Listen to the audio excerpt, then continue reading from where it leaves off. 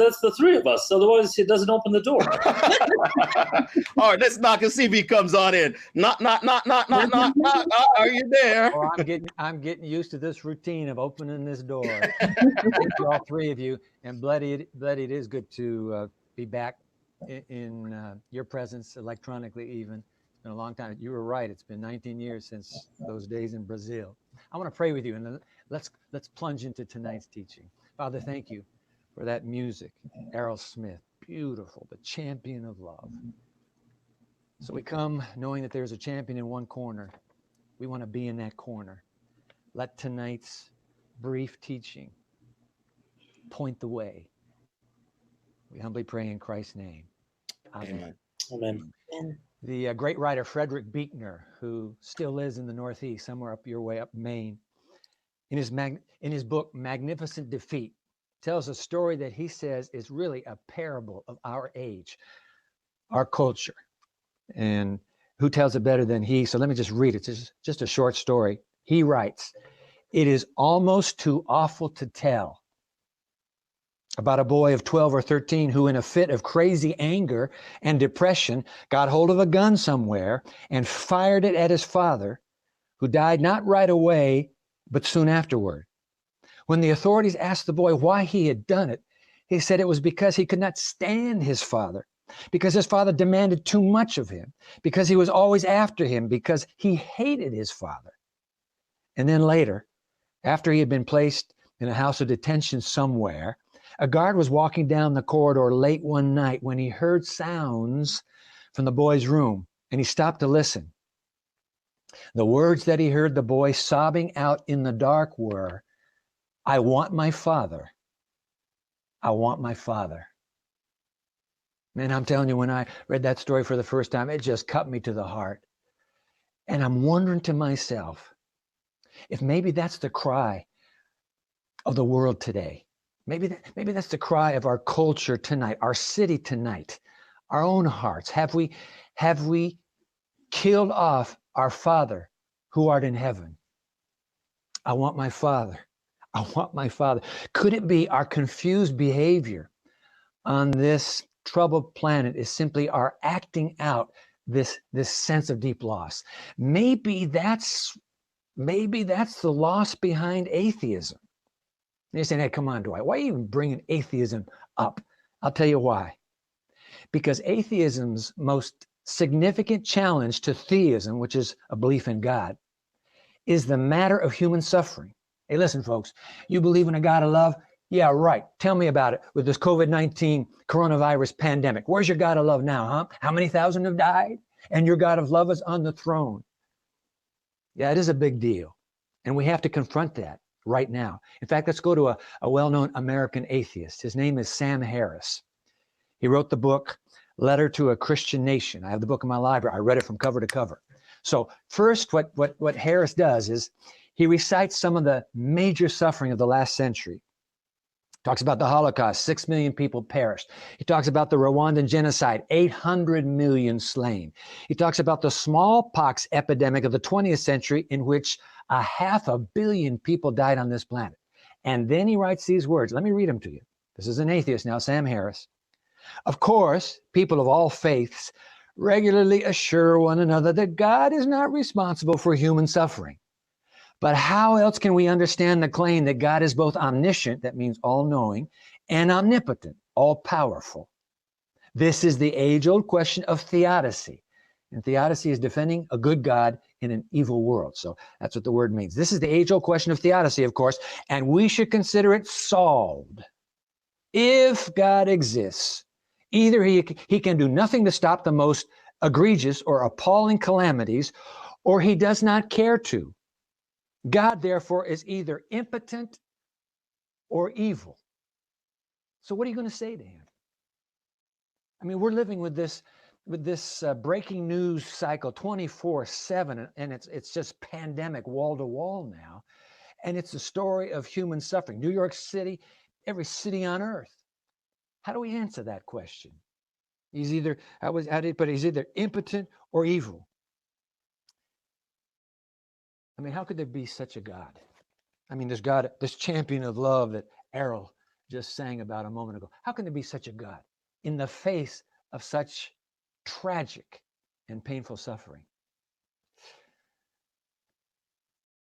Let's say I come over to visit you in New York City, because you're saying, hey, listen, Dwight, there are people from all over the Eastern Seaboard online tonight. Yeah, but the guys that told me to come say, Dwight, you just keep talking to New York City. So I'm going to pretend like you live in New York City, and most of you do anyway.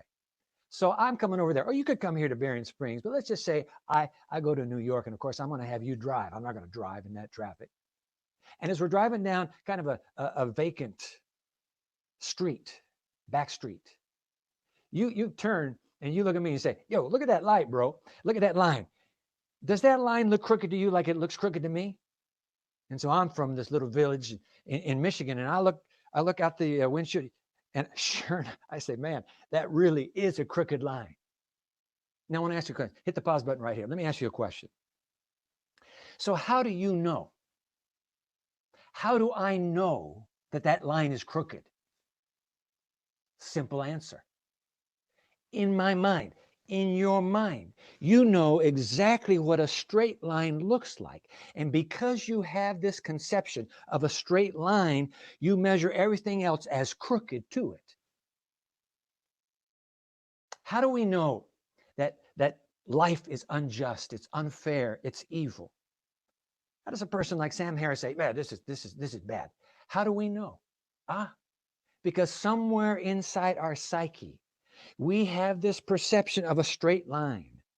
A straight line for us represents what is good, what is just, what is merciful, no suffering. That's a straight line.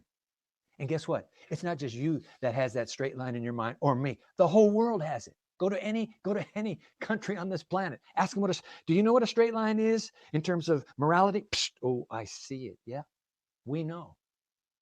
The atheist Sam Harris can only know the line is crooked because even in his own mind, he perceives there is a straight line, and this ain't it.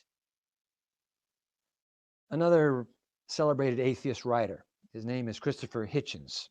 He wrote the book, his last book, God is Not Great, How Religion Poisons Everything. By the way, he died of tragic pancreatic cancer. But before he died, I just got to tell you this little backstory. Before he died, Francis Collins, a rather well-known Christian scientist, he's the director of the National Institutes of Health. Collins got in touch with Hitchens. They became dear friends. And Collins is a very active Christian. But that's another story. So Christopher Hitchens writes this book. And then guess what? The reviewers go to his brother Peter. Guess what Peter is? Peter is a Christian believer. And they say, yo, Peter, would you write a review of your brother's book? So now I'm going to quote from Peter Hitchens' review of Christopher Hitchens' book. Okay, so here's Peter writing. He, speaking of his brother, Christopher, he even refers to conscience. Now, notice what he's saying. He even refers to conscience, and he makes frequent, thunderous denunciations of various evil actions. Now, he asks the critical question. Where is his certain knowledge of what is right and wrong supposed to have come from? In other words, what he's saying is, how does he know the line is crooked? How does he know? If it's crooked and you don't know any different, then you wouldn't know it's crooked. He goes on. How can the idea of a conscience have any meaning in a world of random chance, where in the end we're all just collections of molecules swirling in a purposeless confusion? Look, he writes, if you are getting inner promptings, why should you pay any attention to them? It's as absurd as the idea of a compass with no magnetic north. You might as well take moral instruction from your bile duct, end quote. Wow, I tell you what, it takes a brother to be able to tell it like it is, doesn't it? But Peter Hitchens' point, I don't want you to miss it. The only reason any atheist, or the only reason any theist, a believer in God, let's just say the only reason any human being really can know that a line is crooked is if she has in her mind the concept, the sense of a straight line. And where did that sense come from, do you suppose? Why is it that you go all over the planet and everybody knows how the line is supposed to be straight? So here we are, all of us tonight, doing a little series. And we are taken on atheism's challenge because our series is about human suffering. We can't duck it. So where did suffering come from? Let's say it's not God. Then where did it come from then? We know what the straight line is. Let's take a look. Give me a few moments now. I'm going to open the Bible to a disarmingly short line. This, anytime you go to a wedding, not anytime, many times when you go to a wedding, they'll quote from this chapter. It's the great love chapter of the Bible. It's 1 Corinthians 13. You perhaps have heard of this chapter. You've gone to a wedding, a Christian wedding, and you've heard it read from. This is verse 4. And here's the line. Love suffers long. Isn't that something? Love suffers long. The question is, how long? Once upon a time, there was a very loving father who had a wonderfully loving family. Oh, he had a lot of children in his home. There were children that had moved out, but whenever the children would come home, they would have a family reunion with father that was the picture of unbridled joy. They just loved being in each other's presence. And that father had an eldest son. It was a beautiful son. It was a precious son. And then one day, a fateful day, something snaps. Something terribly dreadful goes terribly wrong. And the boy attempts, I'm telling you the truth, he attempts to kill his father. I'm going to go to that moment. I want to interject that picture into our consciousness right now. You can almost feel the desperation in these six words. I'm going to read 6 words in the English, okay? Staccato words. So I'm going to the Bible's last book. It's the Apocalypse. I'm going to Revelation. And I'm going to drop down here, Revelation chapter 7. And war broke out in heaven. Now I want you to just run that line through your mind again. And war broke out in heaven. In perfect paradise, where all is love and harmony. You're talking about war, W-A-R, war. Yep, W-A-R, war. And there was war in heaven. Long before there was war in our marriages on this earth. Long before there was war in our neighborhoods on this earth. Long before there was war in cities and nations and countries on this planet. War first began. It's unbelievable. It began in heaven. How did it happen? Let me read it to you. Okay, so that's the first line of verse 7. I'm going to read 7 through 9 here. Then war broke out in heaven. Michael and his angels fought against the dragon, and the dragon and his angels fought back, but he was not strong enough, that dragon, and they, the dragon and his angels, lost their place in heaven. The great dragon was hurled down to this planet, that ancient serpent called the devil or Satan, who leads the whole world astray. He was hurled down to the earth and his angels with him. My, oh my, oh my. War in a perfect universe. And now we got a dragon. But there are 2 critical pieces we have to place into this puzzle for you to understand the business of this dragon. He's not a mythical dragon. He obviously is a brilliant, fallen, rebel angel. How do we know that? Let me just give these 2 pieces to you. I'm not even going to have you look them up. Let me just read them in your hearing. Just 2 little pieces. We link them together now. Here's the first piece. Ezekiel chapter 28. Ezekiel 28. Listen to this. Fascinating. This is what the sovereign Lord says. You were the model of perfection, full of wisdom and perfect in beauty. You were blameless in your ways from the day you were created until wickedness, something snapped. Wickedness was found in you. So I drove you in disgrace from the kingdom. I expelled you, O guardian cherub, from among the fiery stones, symbol of God's very presence. Ooh, perfect being, perfect in beauty. Something snaps. What snapped? Here's the other piece, just 2 pieces. Here it comes now. This is Isaiah chapter 14. How are you fallen from heaven, O Lucifer, son of the morning? Lucifer, you heard that name, haven't you? O Lucifer, son of the morning, how are you cut down to the ground, you who weaken the nations? For you have said in your heart, now we're touching on it. You have said in your heart, I will ascend into heaven. I will exalt my throne above the stars of God. I will sit on the mountain of God's kingdom. I will ascend above the heights of the clouds. And finally, number 5, the 5th I will be like the Most High. I. There it is, ladies and gentlemen. The original sin. Pride. Pride.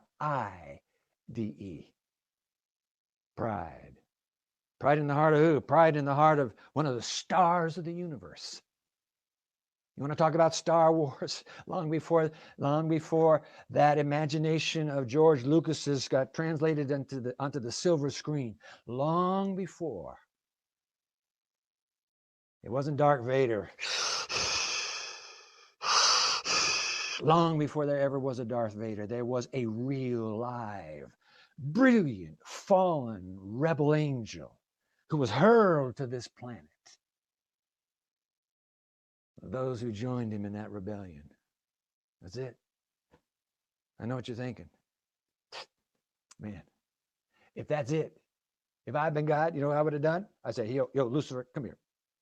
Let's go outside. I just want to have a little talk with you. Gone. No more evil. Lucifer's gone. Yeah, of course, God could have nuked him. But I want you to think about that, because people suggest that, well, what's the problem with your God? Why didn't he just go whoop like that and he's gone?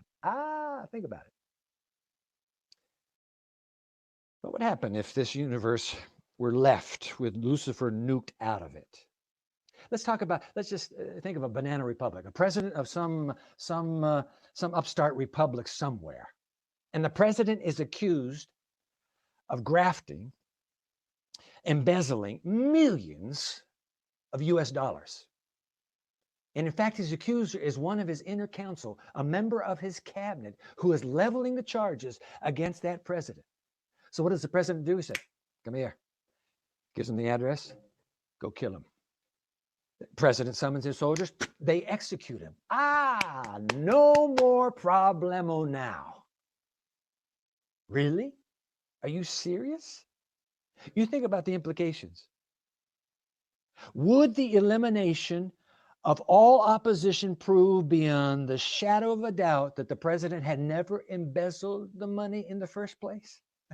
It's the exact opposite. If you kill your opposition, you risk substantiating your opposition's charges, of course. Bye, Lucifer. Now what are they all thinking? The boy was right. No. If God's this champion of love that Errol just sang about a moment ago, if he's this divine champion of love, then God cannot risk obliterating Lucifer from this universe, not at the beginning of this Star Wars rebellion. It would only have made Lucifer's lies seem even more plausible. And so what does God do? He takes the risk. Oh, mercy. He takes the risk of allowing Lucifer the freedom to build his case day by day, year by year, his challenge to the throne of the universe, to the inhabitants of this universe. Lucifer is allowed to build his case. I'm going to prove to you that I should have killed God when I had him in my hands. He has to be given that opportunity. So Lucifer is hurled, because there can't be two gods in heaven, so that one that got there last leaves first. Adios. He's hurled to earth. Enter now the fledgling human race. I want you to keep thinking with me now. Have you ever heard the story of Eve and the talking serpent and a tree in the middle of the garden? You can be an atheist and you know that story backwards and forwards. The whole world knows the story. I want to think about that, because there's a picture of God here that most people never see. Because there was a tree in the middle of the garden. And here's what God said. Here's what God said about that tree. This is Genesis chapter 2. Let me just read it to you. Don't look it up. And the Lord God commanded the man, that would be Adam, You are free to eat from any tree in the garden, but you must not eat from the tree of the knowledge of good and evil. It's not the tree of evil, it's the knowledge of good and evil. For when you eat of it, you will surely die. Hit the pause button right here. We need to grasp, or at least be reminded, of one of the great truths about love. And here's the truth about love. God's love, by the way, your love, my love, anybody's love. The truth about love is this. In order for love to be love, it must not only grant you the right to say yes, it must also give you the right to say no. Isn't that right? Let me repeat that. That principle is so critical. In order for love to be love, it must not only grant you the right to say yes, it must also give to you the right to say no. Love that will not let you say no is not love. It's rape. It's force. Love can never be forced. Every young man knows. And I got two of them sitting right there in that control room right now. Every young man knows, and you just think back, Bloody, to when you were a student on that campus in Brazil. Every young man knows that if he's going to win the heart of that very special young woman, he's going to have to woo her with all the gifts his meager little wallet can afford. And so it'll start with flowers, and then it might be some chocolates, and then it might be some of his favorite downloads that he sends to her. What's he doing? He's trying to woo her heart. I want to tell you something. When I was in college, I didn't have much to woo Karen. She's right here. I didn't have much to woo her. All I really had that was worth anything was a 1961 Volkswagen Beetle with 100,000 miles on it. It was ancient then. But you know what? You try every trick in the book. Why? Because love cannot be forced. You can't squeeze it out of a person. You got to love me. Do you understand? I'll kill you if you don't love me. No, you can't do that. Love in order to be loved. Let me repeat it because I need you to get this. Because listen, the highest value in this universe is freedom of choice. Never forget that. It's even higher than love because love cannot exist without freedom of choice. Love, in order to be loved, must not only grant you the right to say yes, it must give you the right to say no. I don't want it. Am I making any sense? You following this? This is critical. Freedom to choose. Freedom of choice, I repeat, is love's highest value. And so in the Garden of Eden, you know what God did? God placed a voting booth. Hey, we're about ready to have a big national election. That's what I've been hearing on the news. Have you been getting that word in New York City? Are you kidding? That's all everybody's talking about now. This big election coming up in November. All right. So God puts a voting booth in the middle of the garden where the first humans, Adam and Eve, lived. And the instructions were simple. You want to vote for Lucifer, who, by the way, is also running for God? You want to vote for Lucifer? Here's how you do it. You go to that tree and you touch that fruit. You pull the lever. You pull the fruit off. We'll have to see a physical action, and then you eat it. All right? But if you don't want to vote for the rebel angel, and I'm warning you, all he can offer you is DEATH.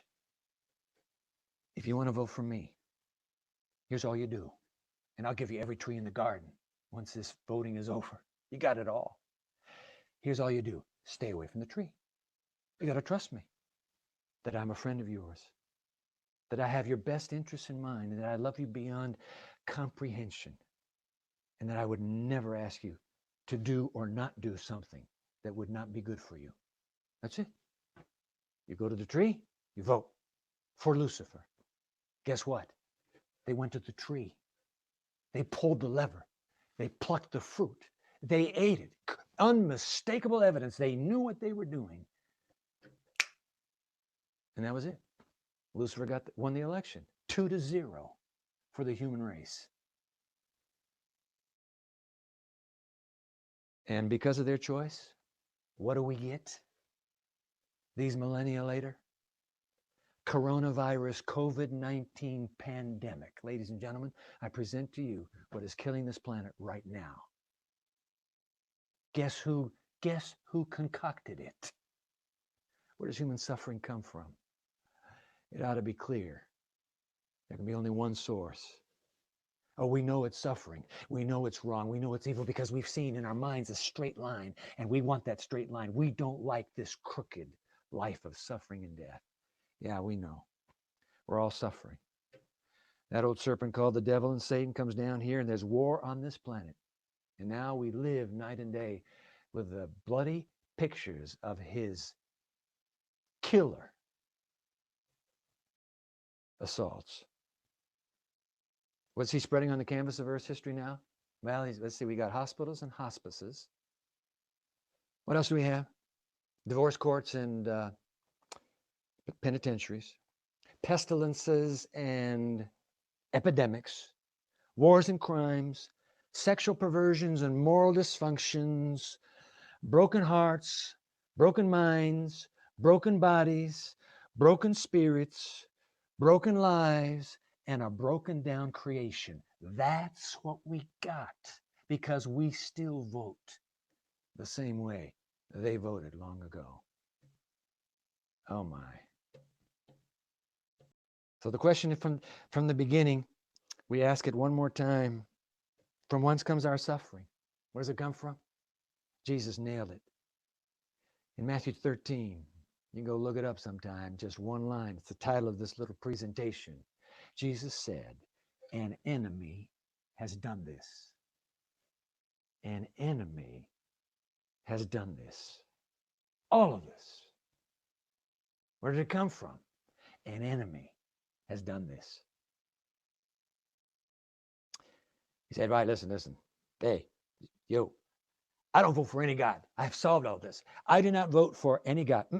Oh, yes, you do. Yes, you do, my friend, because if you do not vote, you're voting. I'm telling you, there are only two choices in life. Only two, not three, not one, not four. There are only two choices in life.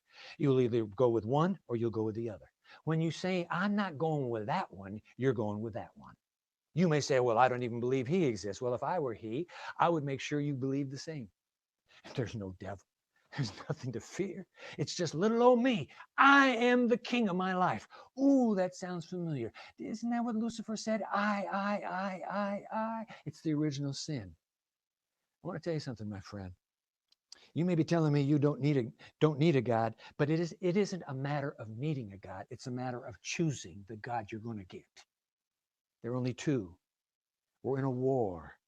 And what you see playing out around you and me right now is the collateral damage of a brilliant fallen being who is trying to get back at God and every creature in God's image. He'll kill them all. He'd kill us all if he could tonight. So don't talk to me about it. I don't choose a God. I just go my own way. When you go your own way, it's Lucifer's way. I promise you. And one day, I don't want you to have to find out that you chose the wrong God. Love, what do we read? Come on. Love suffers long. The question is, how long? Why don't we ask that of the God hanging on that middle cross? How long are you going to suffer? Because when love suffers long, it's not just about us suffering long. It's about him suffering long. Love suffers long. Why this theodicy? Why this defense of God, a good God in an evil world? If you want to make a theodicy, you have to. It is imperative you climb a hill called Calvary and you go and stand at a cross atop that hill. It's the only way a theodicy can make sense. I've watched some of the brightest theologians. One particular one, he went head to head against Richard Dawkins, who was a brilliant evolutionist and atheist in England. Alistair McGrath. They went head to head. And you know what? Alistair McGrath, in his debate, never once mentioned the existence of evil. Oh, I mean, what's the problem? Are you embarrassed about it? It's not. You don't have to apologize to God. There's a way love still wins. But nobody wants to deal with that. It's too, you can't explain human suffering without the cause, the perpetrator himself. Calvary is about a head-to-head final showdown between that rebel angel and the one he's always coveted to replace. the incarnated God, who dies on that middle cross, suffers for you, suffers for me. Unbelievable. How's that best love text go? For God so loved the world that he gave his only begotten Son, that whoever believes in him will not perish, but have everlasting life. That's the truth of this little book. Love suffers long. Everyone knows the story of the brave prisoner priest, Maximilian. You remember that one? You probably heard it. During one roll call, frozen day in Auschwitz. I've been to Auschwitz. It's a dreadful place to even visit, that death camp. He listened as the guards barked out an identification number. Somebody's going to be killed today. He's going to be executed on the spot. To be a lesson to the rest of the prisoners, don't you ever try this yourself. So as that number is called out, here's Maximilian the priest. He hears a young man he's standing beside just gasp out loud, I can't die. I have a wife and children. The priest instantly makes a decision. He steps forward. He said, Commandant, you want to make an example of somebody? Kill me. The lad here, he's got a wife and children. I have no family. You just need somebody to prove your point? I'll be that somebody. And that officer thought for a moment. I guess it works. And he nodded to the guards, put the boy back in the line. Take the padre. We'll execute him. Somebody stepped forward to give his life to that desperate boy. It's the story of Calvary. Somebody steps forward. In fact, I've been down into the cell beneath where the firing squad was, there in Auschwitz. They have flowers in that cell where he died because they didn't execute him by firing squad. They starved him to death. On the wall. So this is cell block number 11. Cell number 1632 on the wall is etched across, all right? So somebody etched it on the wall. And beside the cross, the prisoner carved the face of Jesus. So you have this profile of a face. And just below the face of Jesus is carved the broken heart of Christ. And then these words are upon that wall. Jesus was here. That's it. Jesus was here. Listen, my friend, I have no idea what you're suffering tonight. It may have nothing to do with this pandemic. Suffering has been here long before the pandemic and will be here after. But whatever you're suffering from tonight, here's what I do know. I know who suffers with you right now. Love suffers long. How do I know? Because Jesus was here. That's why. And because he was, the triumphant end of evil's reign of terror is unconditionally promised. Jesus was here because love suffers long. And that is the truth of it all. Let's pray. Oh God, Jesus was here. He really was, wasn't he? Good news for us who have killed off the Father in hopes that somehow we could become our own little God and we'd do all right. But in a moment of crisis, we're face to face with the reality we cannot handle the crisis ourselves. The suffering is too much. If Jesus was here, then dear Father, may there be a man who is listening right now, a woman, a young adult, a teenager. May there be somebody listening right now who in his heart, in her heart says, you know what? If I have to choose which God, it is no choice at all. I choose the God who stepped forward and said, take me. Lucifer thought he won that one. It was the worst move he ever made. And now the assurance is forever that this suffering that lasts so long will one day come to an eternal end. Draw closer to every heart. every life right now. I pray in Jesus' name. Amen. That's it, guys. Jesus was here. I want to give you a chance to just shoot me a note or take a next step at this moment. If you go to our website, nyhealinghope.org, in case you're on another platform right now, you go to that. We were going to have a text message because some of you came up with a great idea last night, some young adults, and they said, you know what, put a text message up and we can do it. Apparently, they don't have the text message quite, the number quite ready. They've applied for the number today, but they don't have it yet. I'll have that for you tomorrow night. But if you go to that, if you go to nyhealinghope.org, you drop down to that menu. That menu is right below the opening picture. And the fifth point is that it says contact, and you click contact and it'll send you to a page, drop past all the helplines that are waiting to help you if you need help. Drop down to the bottom and it says, send us a message. You see that there? There'll be 4 options there. Box number 1, I choose Jesus Christ as my Savior for the first time. Jesus was here. And if your heart is drawn to him right now, trust me, it's not me drawing it. And I can tell you what, it's not the enemy of the human race drawing it. Then who would be drawing your heart right now? That would be Christ himself. If your heart is being drawn, what do I have to lose? Nothing. If I have to vote one or the other, I'm voting his way. When you get to box number 1, you just put a check mark on box 1. Make sure we have your email address. We'll send you something electronically to help you in the choice you've just made. Box number 2.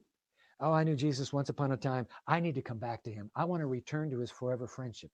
If you knew Jesus, and you do need to come back, because look at you cast your vote, you switched your voting. You can come back. That's the good news. You can vote right back. Come back. Put a check mark there in number 2 and say, I want to start over in my friendship with Jesus. I want to do it right this time. Make sure we have your email address. We'll get that to you electronically. Box number 3, I want to be baptized like Jesus was. I want to be baptized into Christ. That may be a decision you're wanting to make. You won't be baptized tomorrow, next week. You'll pick the time whenever, but make the decision now. You have to vote. You only get one vote. It goes this way or that way. The choice is yours. Jesus was here to win your heart and to win that vote. Give it to him. Box number 4, hey, I have a prayer need. Whatever you fill in goes to our prayer teams. These prayer teams, they are praying. I met some of them. You've got some mighty, powerful intercessors. They'll pray for you. You'll be fine. It's been great to be with you tonight. God bless you. Jesus was here because love suffers long, and that's the best truth of all.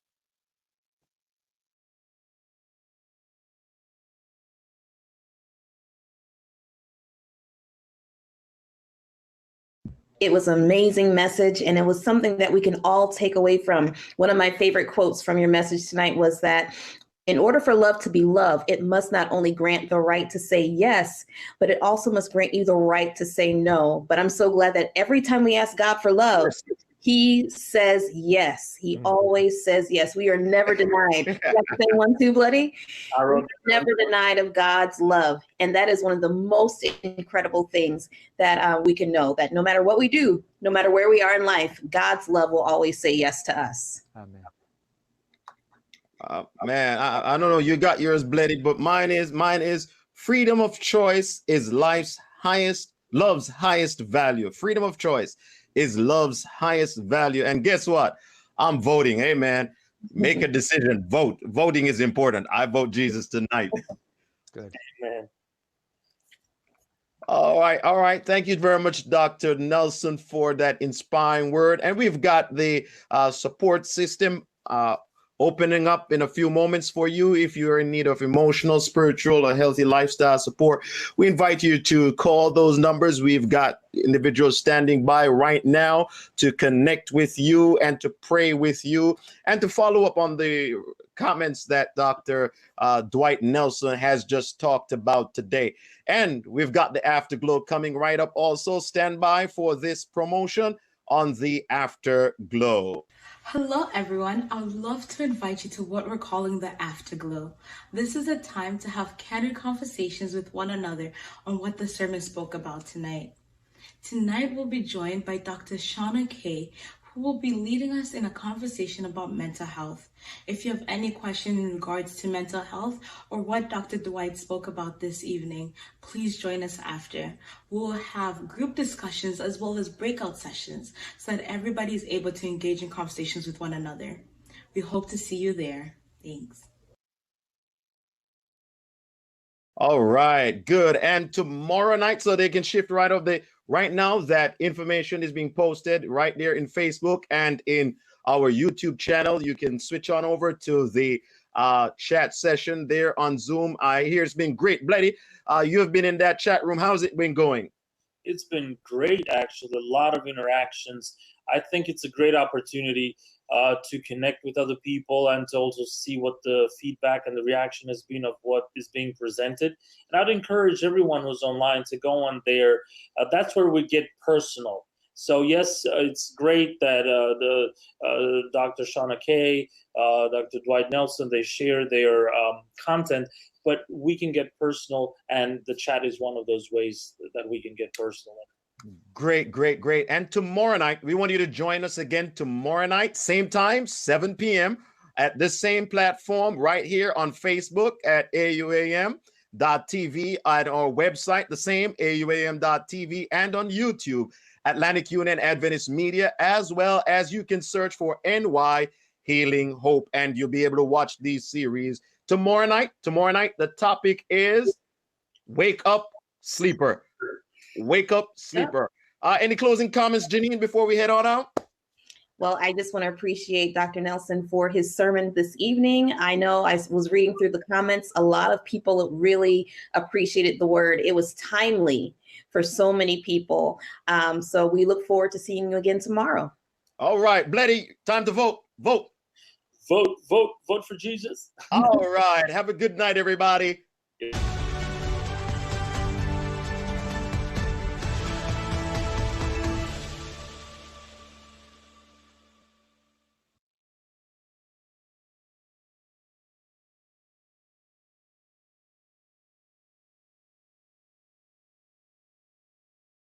Whoa.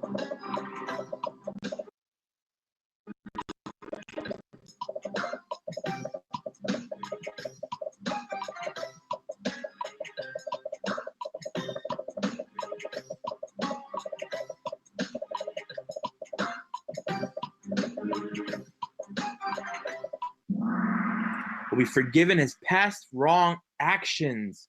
How beautiful and great. Let's see you.